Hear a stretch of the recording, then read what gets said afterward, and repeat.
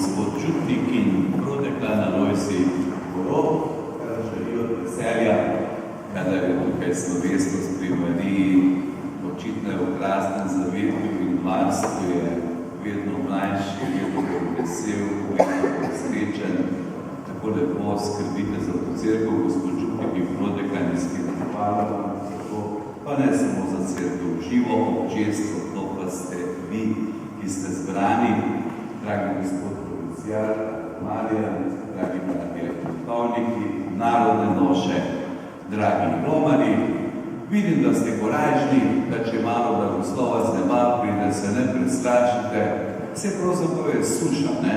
Ovo še takšno košta jesensko, tako da danes sicer ne bomo mogli med procesije, v resnici ovo pa imeli, Marija gre z nami, naše domove, družine, šole, trgovine, samostane, škofije, kastvinke, kjerkoli smo, kmetije, Marija roma z nami.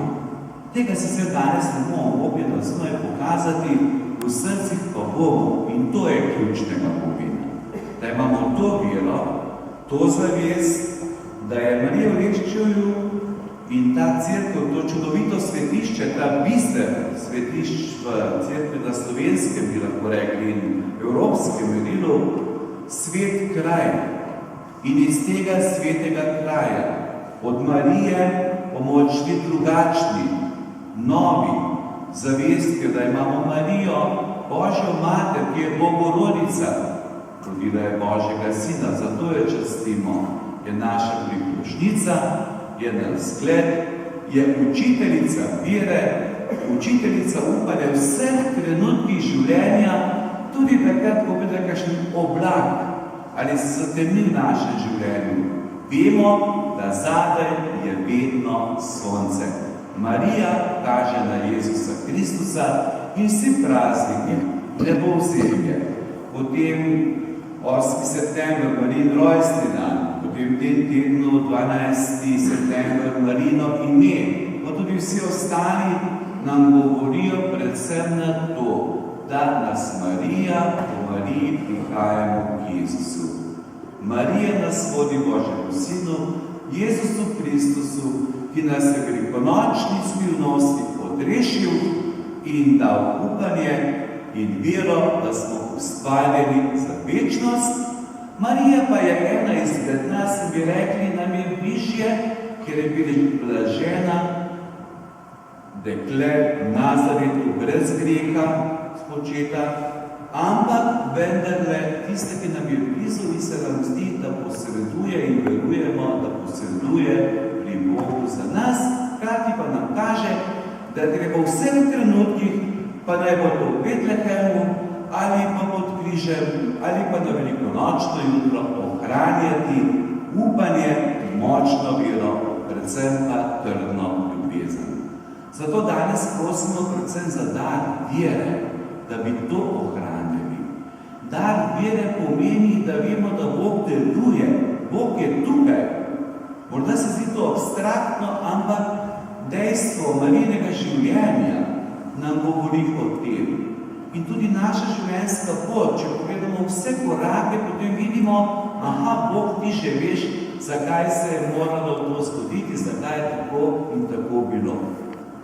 Ko se takole srečujem z Birmanci pred Birmo, od te mladine najbolj zvem, vi ste najbolj vrihni, tako, pa odkriti, iskreni, pa se pogovarjamo o zgodovini odrešenja, pa potem o zakramentih, pa molitvi, pa cerkvi, pa pridemo potem tudi na papeža, Frančiška, ne? Pa pravite, da je simpatičen, se je v Kolumbiji papež povedal, kakšne težke razmere je šel, deželo, ker je toliko prodaje droge, ker svetil prodaje droge, papež je šel tja, ker je najtežje. In Jezus Kristus se je tudi učlovečil v tem svetu.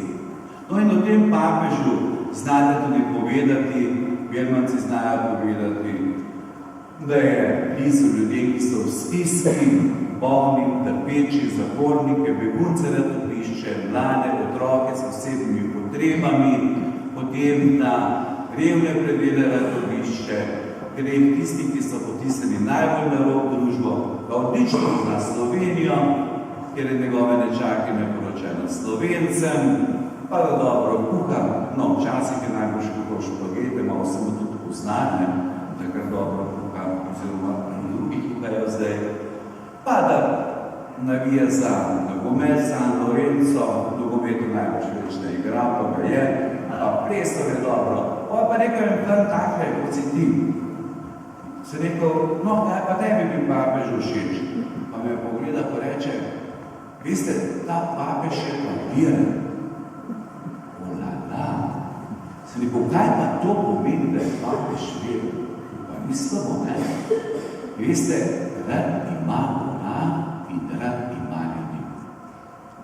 Noben teološki učbenik, pa še ne vem kakšni katekizmi, taki in drugačni, ko se nekdo vse na pamet nauči, pa nič ne misli, kaj je zraven tistemu za resnici povedanega, ne more dati tako lepega in bogatega sporočila. Veste, ta papež je veren, rad ima Boga in ljudi. To je ključnega pomena. Rad imeti Boga, rad imeti ljudi, biti človek upanja, prinašati to zavez, da je človek ljubljen. In to dvoje se dopolnjuje.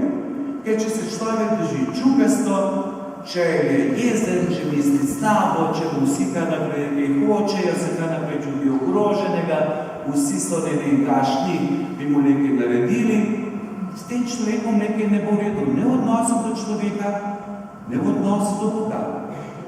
Ali pa če v odnosu Boga znamo sprejemati in biti hvaležni za darove, ki jih imamo, kot Marija, rojstni dan Marija nam govori o tem, da je čudež življenja čudovit dan, največji čudež. In če znamo biti hvaležni za to in veri to sprejemati in se zahvaljevati, in če bomo imeli čim bolj pristen odnos s Bogom, potem bomo imeli lep odnos tudi s bližnjim. Če enega ni, tudi drugega ni.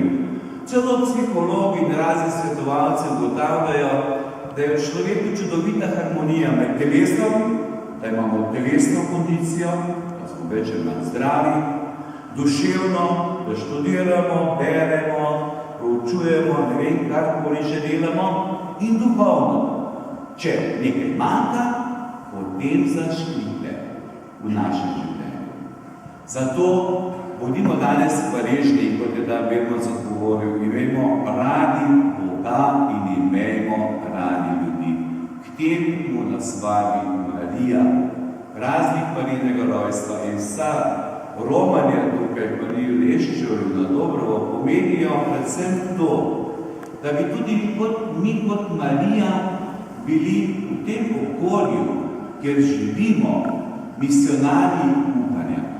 Najprej misionarji hvaležnosti za največji čudež, to pa je čudež življenja.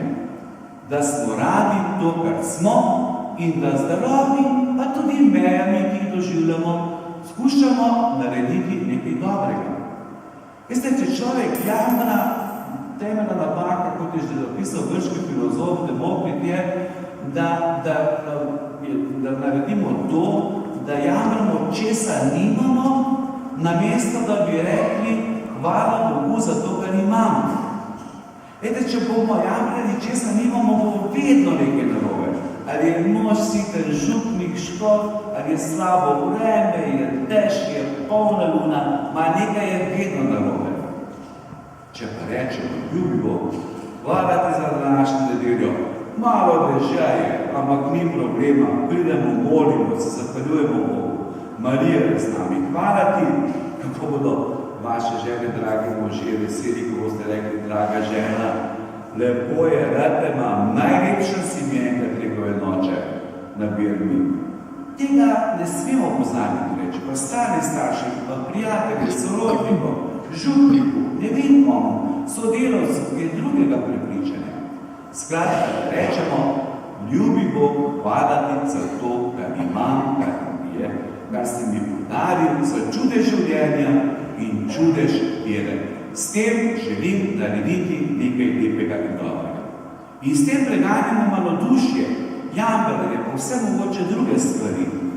Kajti, če bomo vsebi mirni, če bomo vsebi srečni,